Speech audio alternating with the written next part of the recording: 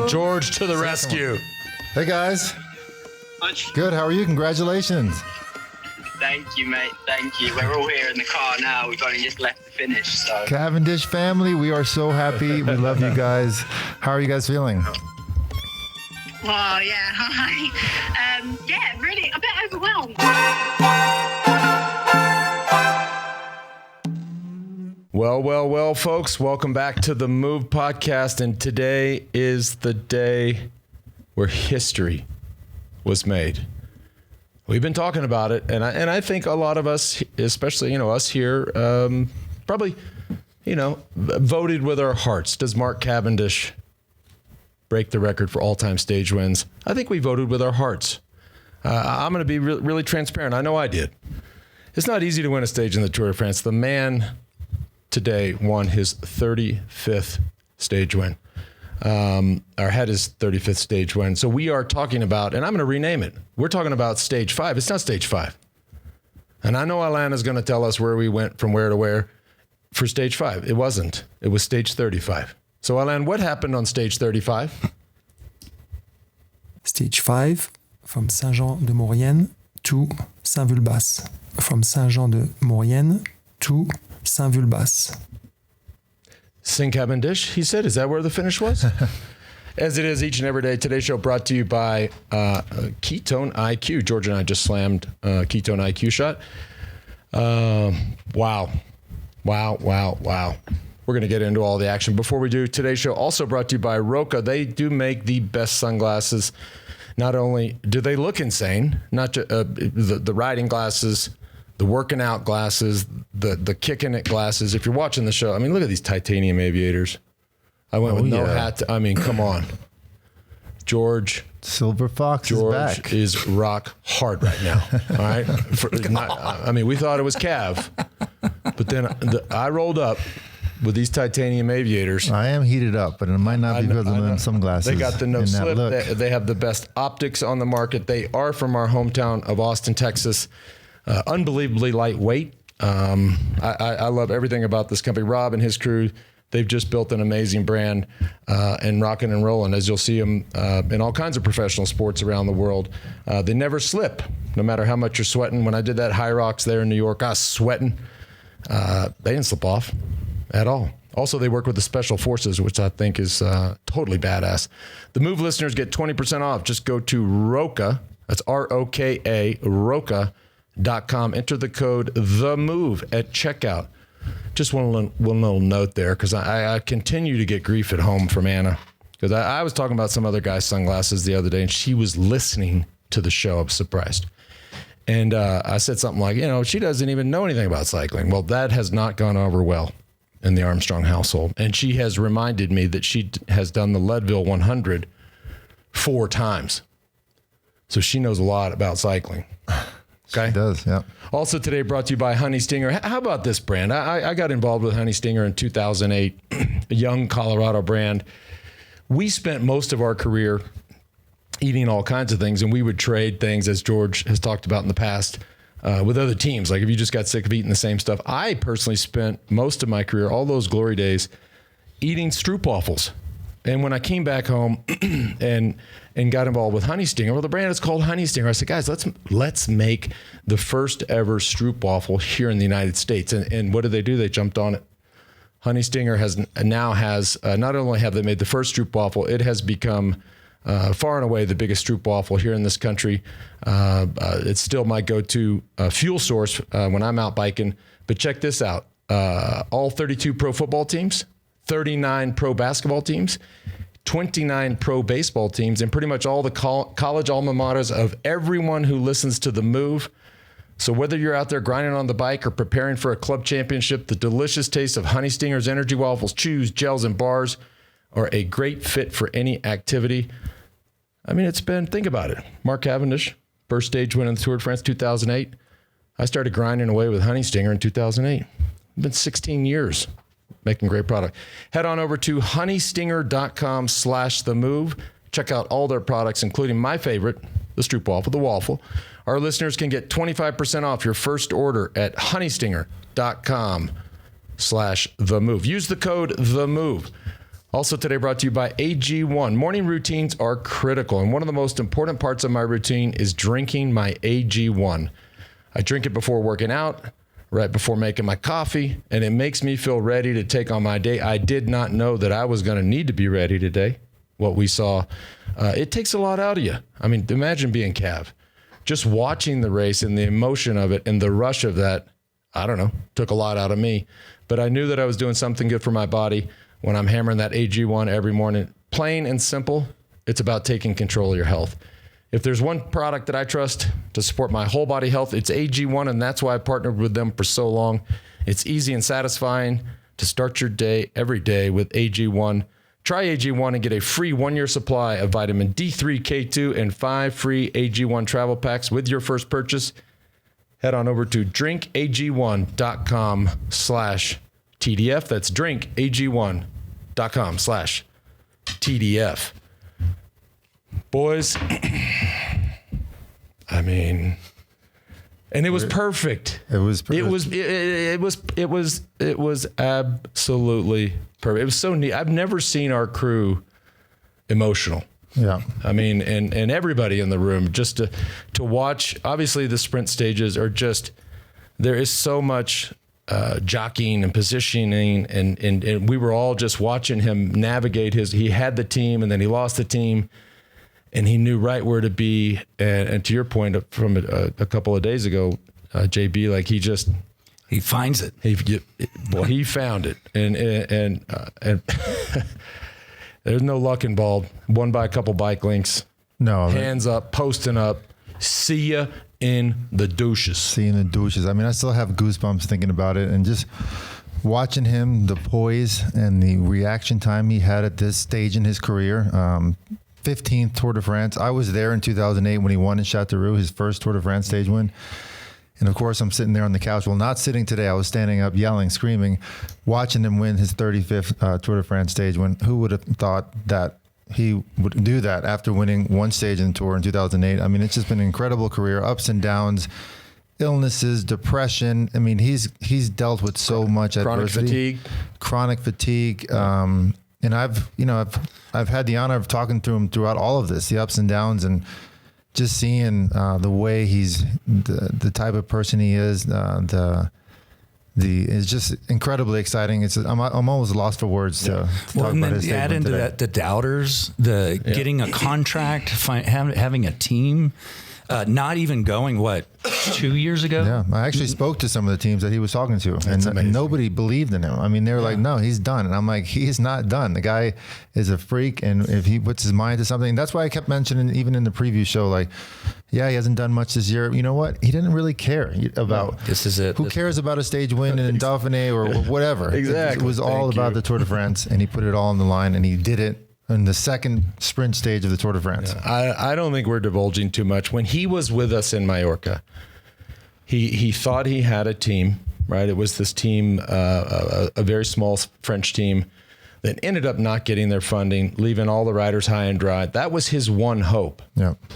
And to hear him talk about how he's, calling around, this is the greatest, this is a GOAT, the greatest of all time, calling around and trying to sell himself that, no, I can still do this. And to have people, to have that just fall on deaf ears, I mean, how sweet does that make today? But to live it live as we're doing all these rides with all these great folks, and I'm just sitting here going, I kind of can't believe what I'm hearing. Right? Yeah. And I know I made fun of you when you went to Astana. I still kind of do make fun of you about that. And he's obviously on Astana, but you know what? This team is 100% behind him. Yeah. And most teams, they wouldn't give him the liberty of not really being all in all the races leading up to the Tour de France. Yeah, he won a stage in Colombia. He won a stage this summer in Hungary. But a rider like that, they're going to put constant pressure on him. And I know for a fact, guys like Vinokourov, they're just like, the Tour de France is the only thing that matters. And they built a team around him. And you saw today, they were all around him. I was happy to see him up there with 5-6K to go behind his team, although there was a ton of chaos around him. And like we mentioned, there was really no solid lead out from anybody after 2K to go. They were kind of all on their own. And he is one of the best in the world at floating. You saw some serious elbows happening right there at the end. He didn't flinch for 1 second.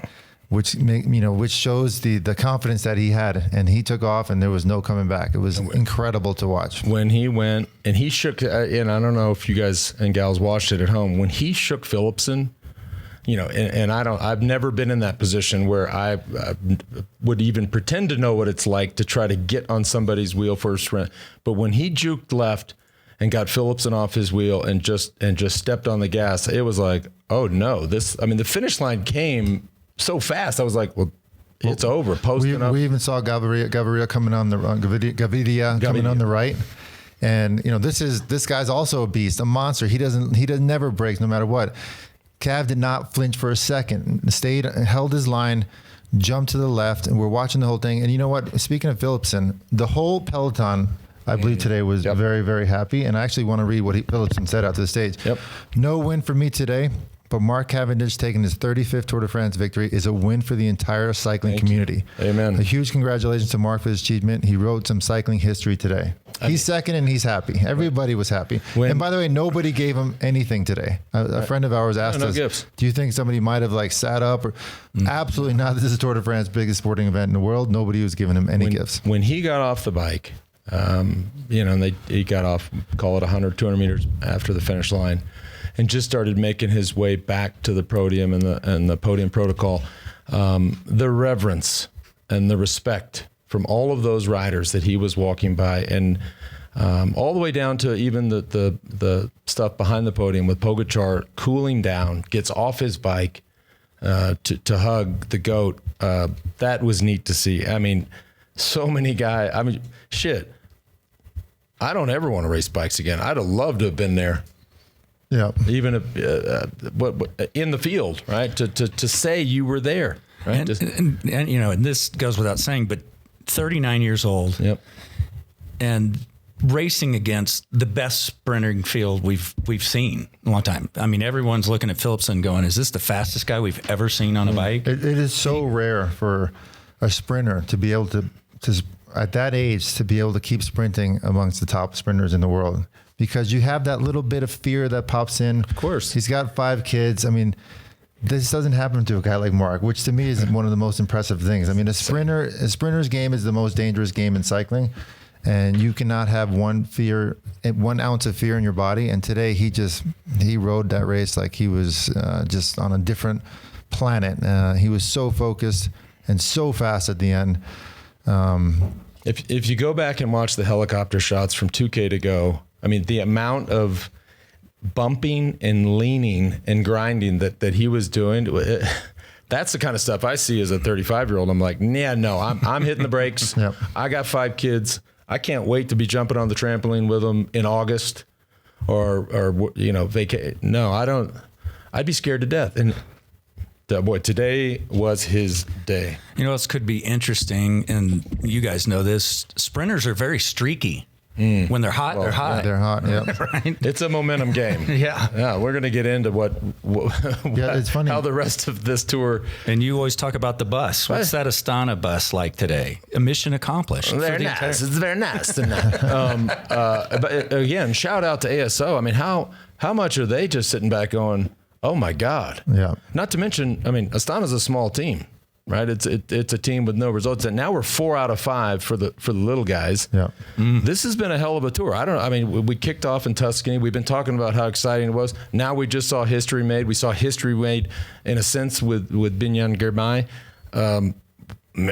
If I'm ASO, I'm like, hell yeah. What are we going to do now? We got to do this for 2 more weeks. Yeah. Arkea got their first win ever. Yep. EF, the first time in yellow ever. Yep. Yeah. I mean, man. I go back. I mean, the room that we were watching in, that I'll never forget that feeling. Nobody said anything. Remember? I mean, y'all recall. We're all gone. Nobody said anything. We're just looking around like, wow, that just happened. Like people were freaking out. Unreal. Hey, check our socials today. Yeah. You're going to love it. There we have Liz. Liz was on the spot, as she always is. We're going to have great photos and video of the reaction in the room was priceless. I just realized something. I always talk about how George is the most popular, which is true. I mean, if you think about it, or most people think about it, I'm not so sure. Liz. could be, for y'all true fans. No argument there. I think she's ahead of you. She captures the best moments. JB, you're that's for third. sure. I'll bring up the rear. Story of my life. No, I'm fourth. Okay. By the way, Mark Cavendish has won a lot of other bike races. He won the World Championships. He won Milan San Remo. He's won 17 stages in the Tour of Italy. Yeah. Oh yeah. I mean, he's been nonstop, but we all know the Tour de France is the biggest race in the world. And it was his objective from coming from being on the ground straight to the ambulance last year in stage 8 of the Tour de France, where we all thought maybe he will never see him again in the Tour de France, to winning today. I mean, that story is just, it's amazing for the sport of cycling. We'll do a little bit of business and then we'll go to a clip. He does mention in the interview, I don't know if it's in this clip that we'll put up, but he does talk about just how big the tour is, but it's neat to hear his voice and literally minutes after breaking history. But before we do, today's show also brought to you by Ketone IQ. We often hear that fasting and exercise are good for the brain. HVMN launched the world's first drinkable ketone in 2017. Ketone IQ is their latest innovation on ketones with improved effectiveness, taste, and cost. Delivers clean fuel that can cross the blood-brain barrier, supplying your brain and body sustained energy, focus, and sharpness. My man, RJ Briscioni, down there in Atlanta, texted me a couple weeks ago. I was like, does that really work? I said, I think so. Well, I got a photo today of a shipment he got, and then I got a play-by-play commentary after he drank his Ketone IQ. Total rocket ship. It just works. And RJ's not the only one having Ketone IQ. Visma Leasing Bike, as does 9 out of 10 teams in the Tour. 30% off your first subscription order plus a free 6-pack when you use the link ketone.com/themove. That's ketone.com/themove. Also today brought to you by 8 Sleep. At this point, I'm sure you've heard of 8 Sleep. Their buzzworthy sleep technology called the Pod can be added to your existing mattress like a fitted sheet to automatically cool down or warm up each side of your bed and in turn improve your sleep quality dramatically. So you heard what they said there, right? So either side. So if you like it super cold, boom, put it on there. If your partner likes it not as cold, well, you can adjust that side as well. Today, I want to share some exciting news because the Pod just got an upgrade. 8 Sleep has launched their newest generation of the Pod 4 Ultra. It cools, it heats, and now it elevates. JB, you seem like a snorer. I bet you snore. Oh, I know. The new feature. Yeah. Aaron's like, please. I won't get kicked in the ribs anymore. Yeah. Elevate JB's head, please. This is a game changer. It senses when you're snoring. Wait, what does that mean? You seem like a snorer. I don't know. I didn't. Like you got a fat face. No, I snore, so I didn't want to throw myself under the bus. So I just looked around and you were right there. I love it. I mean, it's been a game changer for me. By the way, as we said, just slips right over the mattress, just like you're putting on a sheet. You put it over the mattress, then you put the sheet on top of it.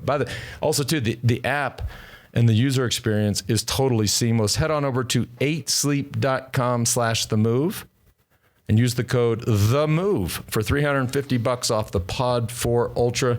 They currently ship to U.S., Canada, UK, Europe, and Australia. Guys and gals, I promise you'll thank me for this. Game changer. Hey, George, guess who's back? Who? Our friends at the Feed are back to keep us hydrated and fueled throughout the entire Tour de France. Mosca. Now, listen, here's the thing about the Feed, and I say this every year. The Feed has been with us for a long time. Yes, they have. And I literally kick myself when I think about why did I not think of this idea? Likewise, absolutely. I mean, how much do you like eating the same stupid gels and chews day after day into the Tour? It just gets repetitive. Yeah, we're getting almost a week into the Tour de France this year. People are trying to go around trying to change their bars and gels like we used to do. Well, the Feed is back. For those who don't know, it's the largest online marketplace for sports nutrition, and you can pretty much buy whatever you want. Yep, you got a bunch of single serves of everything. When I get my Feed box, I have at least 5 different gels, a couple different bars, and different hydration as well. And the Feed will have some pretty great deals for all 21 stages of the Tour, starting with their Tour de France pack. Yep, I just got my favorite products. I got 10, 11 products of my favorites, like Pillar Magnesium for sleeping and Scratch Chews for the bike. I love it. So yes, since George isn't the best with math, that's 11 products for $21. It's about 50% off, and you get a Feed Musette bag and a limited Tour bottle. Yep, go to thefeed.com and you'll see the pack, and you'll get one of these Musette bags. Where's mine? Oh, here it is. Yeah. I'm stuck. But you guys have seen it. Hold up. This is why we do it. I am. God. Hey, I want to go back to the support that Mark got from his team this year. We know it's one of the smaller teams, although after reading today's report, sounds like it's going to be one of the bigger teams next year. They're getting a huge investment from China. But last year, I flew to Nice with a mutual friend of ours who we had dinner with. And Mark came just to hang out. What row? We got nice seats. Sorry, but Mark came just to hang out with us. He had just gotten over his injury at the Tour de France. This was September now. And we just came and rode around. He came and rode around with us for like 3 or 4 days, super easy. But this is in the middle of, not in the middle, but towards the end of the season. The team just said, you know what, we'd like to see you race one more race this year, not for results, not for anything, just to get the legs going. So you don't have to train quite as hard for next year. All with the anticipation so he can be ready for the Tour de France. Older rider, needs some racing. And he wasn't very motivated to do some random race in October, but you know what, he did it. Then went to Colombia in January for a whole month. He's been gone from home the whole year. I mean, he's got 5 kids, beautiful wife at home. The sacrifice this guy's made for today's win, I don't think that people quite understand everything that's gone into it. They just see the final kilometer and think, oh, he's there, he wins. I mean, everything he has done leading up to today's stage, I know from a fact how hard he's worked, and it's just so impressive to see. And the team has put everything behind him. So kudos to him and the team and the family for letting him be away for so much. I mean, shout out to his family, his beautiful wife. I mean, this woman. I mean, I don't know where they're building the statue, but it's going to be somewhere because, well, 2 things. One, if y'all watch the races on TV and you see guys in post-race interviews and you think, oh, this is a likable guy.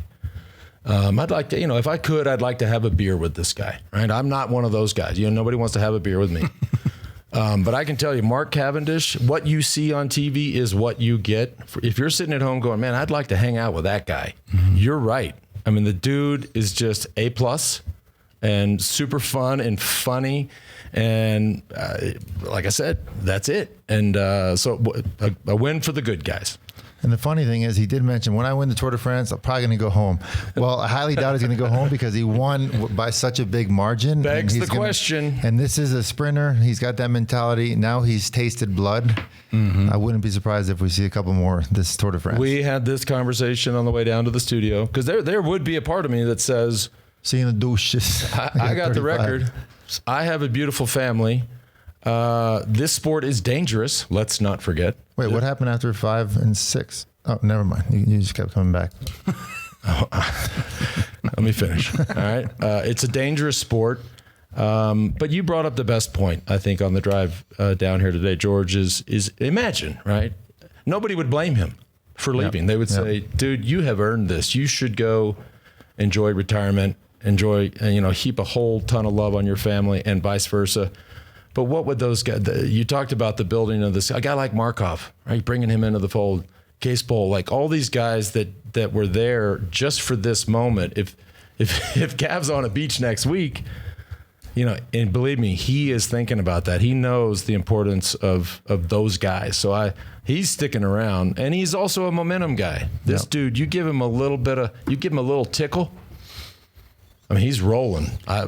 And not only that, the team is now going to even be more confident. We saw today, before 2K to go, they were all together. And guys like Morikov, Ballerini, Case Bowl, they're maybe not one of the best on paper lead-out guys, but they got a ton of respect, and they have a ton of stance in the peloton. They're not going to get pushed around. So even though Cav didn't have them in the last kilometer, he was able to save energy leading up to those last 1-2 kilometers, which made all the difference today.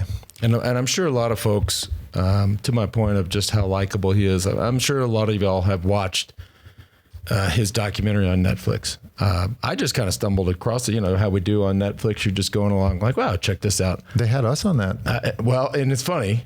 Yes, we were featured on there. It is very special. Like it's super easy to make a really shitty documentary. It is very special. He is a complicated guy. He has been through a ton.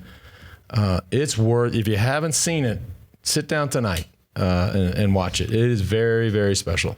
And I think one of the highlights was you saying how he wasn't going to win, and I was saying how he was going to win.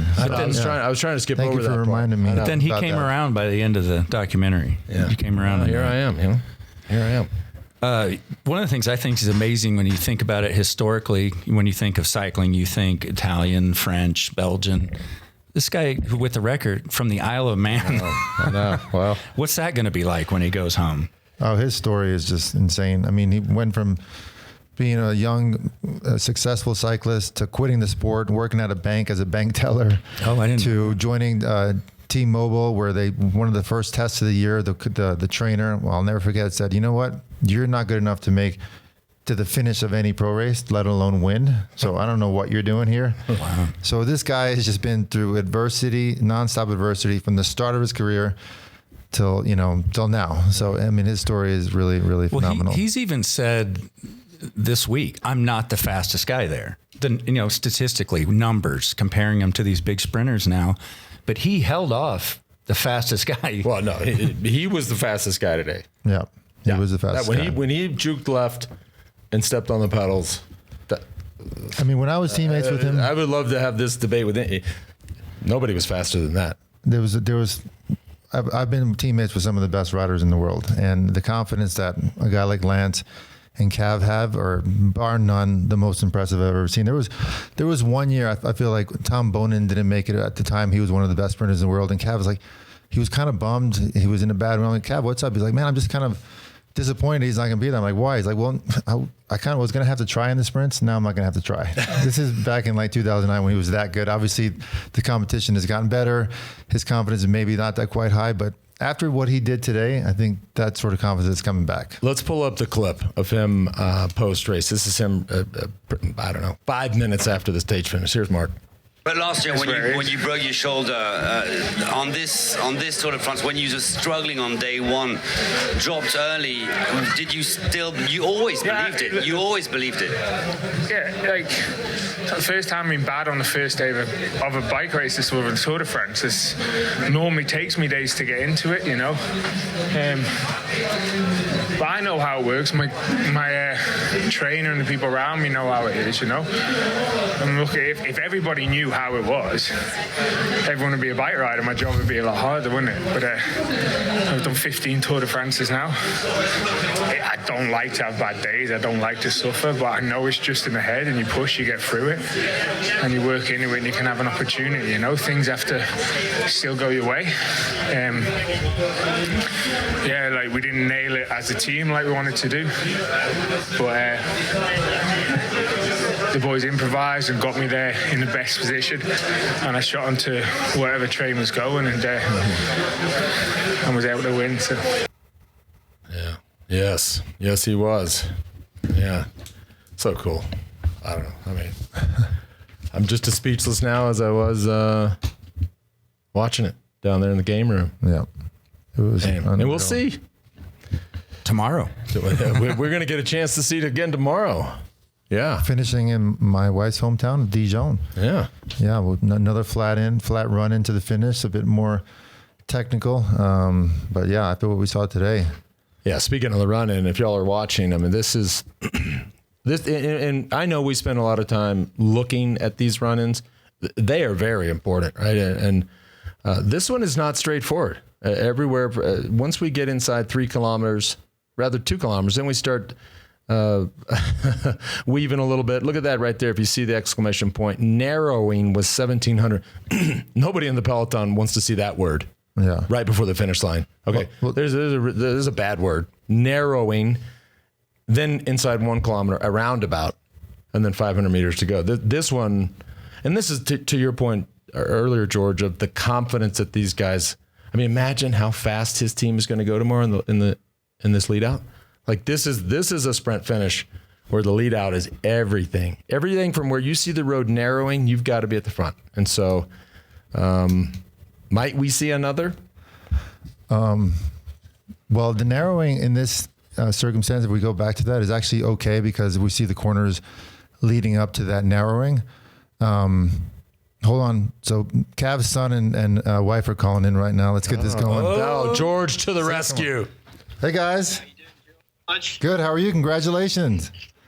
Thank you, mate. Thank you. We're all here in the car now. We've only just left the finish. So Cavendish family, we are so happy. We love you guys. How are you guys feeling? Well, yeah, hi. Yeah, really a bit overwhelmed. I would hope. So were we. We can't imagine what you feel like. Yeah, it was, I mean, as well, I feel like if you're going to do it, like that was not, no one can say he had an armchair ride and just did that was a sprint. Yeah, for sure. Absolutely. Did you guys all fly in yesterday just for today? Yeah, we flew in yesterday, and then we were going to just do the finish today because it was quite close to us, but I knew that, you know what it's like. You know when you can tell sometimes when to stay away and sometimes when to go and just, that's Astrid saying hi. You know sometimes when to go and say, give a little hug, and sometimes when to leave them and give them a bit of space. And I said, let's go to the start. So we drove like 200 kilometers to the start this morning. There you go. Saw him, give him a little hug, and then we drove to the finish. Oh, Wow. and what was the stress level leading up to the finish? Lance and I were all full on stress mode. I can imagine what you felt like after everything you guys have been through. I mean, it was impossible to even know what was happening at the finish. So I was in the press zone, and Mum and the kids were on the side of the road, but the screen is cut out, and he's a small guy. Trying to see what's even just happened. This stress is almost higher after they've crossed the finish, trying to work out what's just gone on, and you don't know how it's gone, who's safe. You see some people went down. I mean, it was incredible just seeing him come up the road celebrating, you know, and there was not one sad face in the whole. Nope. In the whole finish area. Yeah. Everyone was congratulating him. It was like a crowd like I've never seen, you know, a race. Yeah, we saw him high-fiving the whole peloton, essentially. I mean, it was what a day for the whole sport of cycling. So what are you guys doing now? Are you going to be around for a couple of days, or? Yeah, we're here till next week, actually. Oh, great. Okay. Like a full school trip everywhere we go. That's right. Where's that sculpture being built, Vita? Not in my front garden. No, but it's. But before you hopped on here, I told the team here. I said, I don't know where the sculpture's being built, but they better start putting it up now. Because we know the man. We know the man's complicated. And that's what makes him a champion. That's what makes him beautiful. That's what makes him the man we love. But it doesn't happen without the crew behind him. And we can talk about teams and teammates and coaches and trainers. But the crew at home, and I touched on the documentary. I thought the documentary was so special, and really highlighted just how special his family is, and all the sacrifices that the family makes, and you guys have made. Wow. Oh, thank you. I mean, listen, I think as far as partnerships go, it's probably better off this way round, because otherwise I wouldn't win many bike races, and the kids would probably starve to death if it was the other way around. That's great. Amazing. Thank you guys. Yeah. Like, honestly, it's like a zoo. It's like a zoo. I'm sure. We get it. We love you guys, and congratulations. Thank you. All right. Thanks, guys. Cheers. Bye-bye. Bye. Awesome. It's George. Thank you. George comes through yet again, folks. I told him, I said, just tell him to call us. What's the big deal? What's he doing? Well, I called the other day. Cav is obviously not looking at his phone. I understand. But see, if I don't lean on you like this, because you were so encouraging, like, I don't want to text him. He's busy. And I'm like, well, fuck it. Text his wife or something. Yeah. And boom. There we go. Well, they're awesome. Super happy. So that's cool. All right. Any other? We're all just like, wow. No, the only other thing we had on our notes, and we can just go over a nap. We can just go over it real quick. I need a nap. If you were watching today's lead-in, there was some gnarly road furniture incidents, and Pogačar with some incredible bike handling to save a disaster. Split seconds. But that just proves, if you hadn't seen it, Pogačar almost got taken out by a little island. How quickly it can go away. Yeah, of course. And Liz pointed out that many times, most of the time, they have somebody, whether it's some sort of a moto official or even a gendarme, that stands in front of these, because anytime there's a split in a road and there's some sort of road furniture, they will put a hay barrel there, which is nice. But a lot of times you can't see that, right? Because you're looking at the guys in front of you. The sign and the hay barrel will be below that. And most of the time they have an actual person standing there with a whistle and a yellow flag, so they get a little elevation, you can see them. And the 2 times with the 2 crashes we saw, there just wasn't anybody there. I know, I get it. It's hard to keep up, and the motos have to keep going around and making sure that they're identifying these whatever you call them, these little dividers in the road.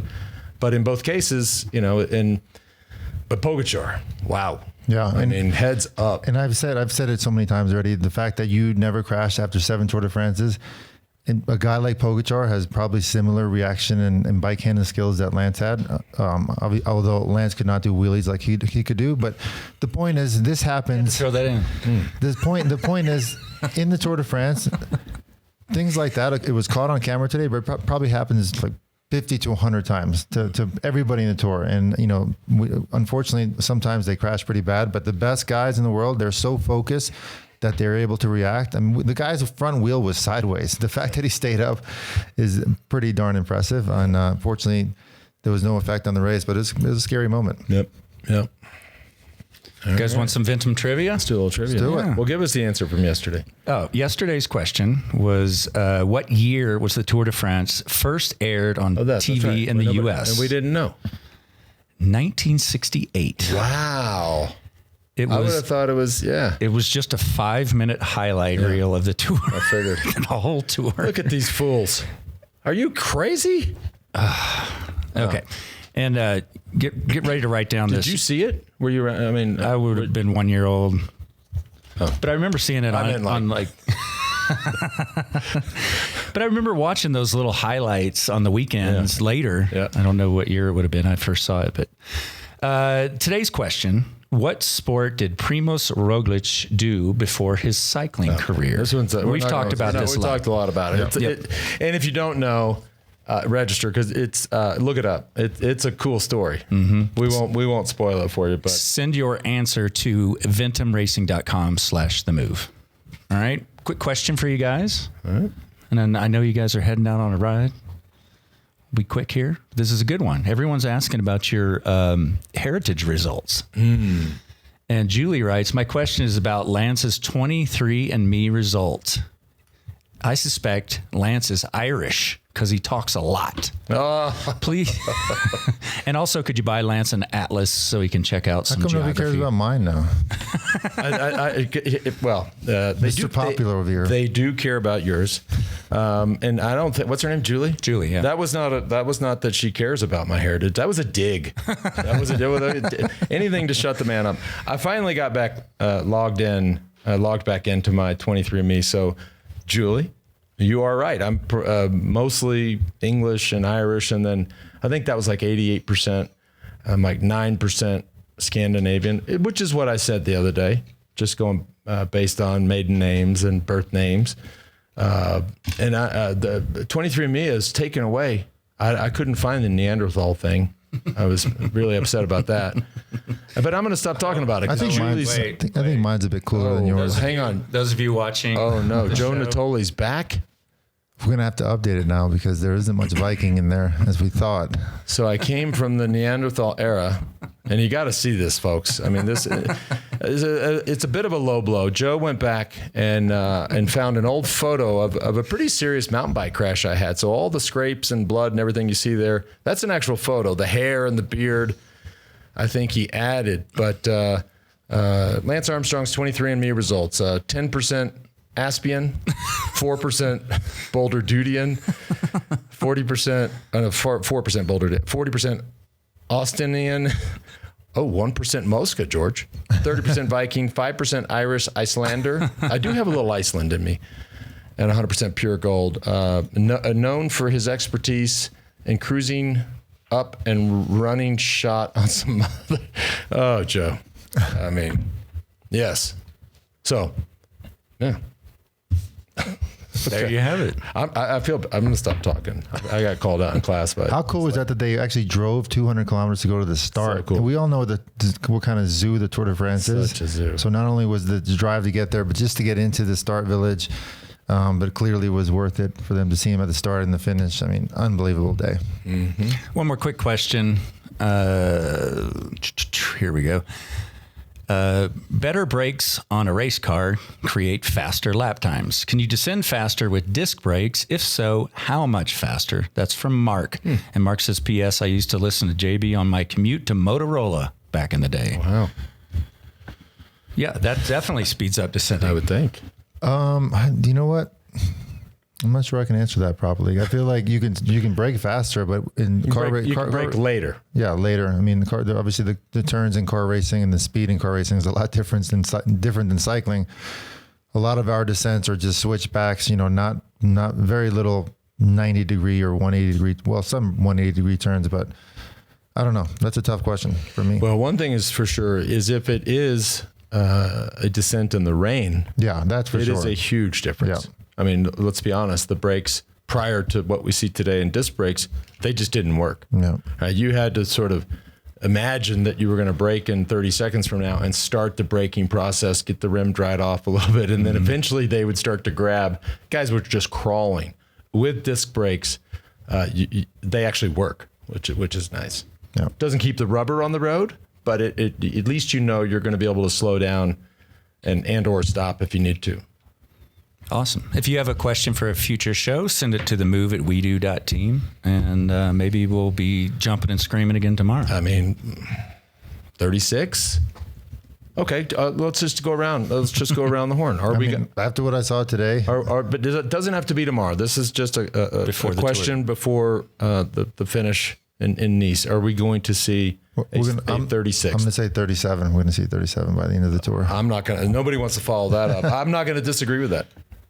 Just knowing the man and knowing how he's such a momentum guy, and the team is pumped because he delivered. Yep. And he was calm. I was surprised at how calm he was afterwards. Almost was like, all right, we'll see y'all tomorrow. I think he was in disbelief a little. Yeah, a little. Well, yeah. All right, 37. You heard it from Mr. Hincapie. All right, thanks for tuning in. We'll see y'all tomorrow.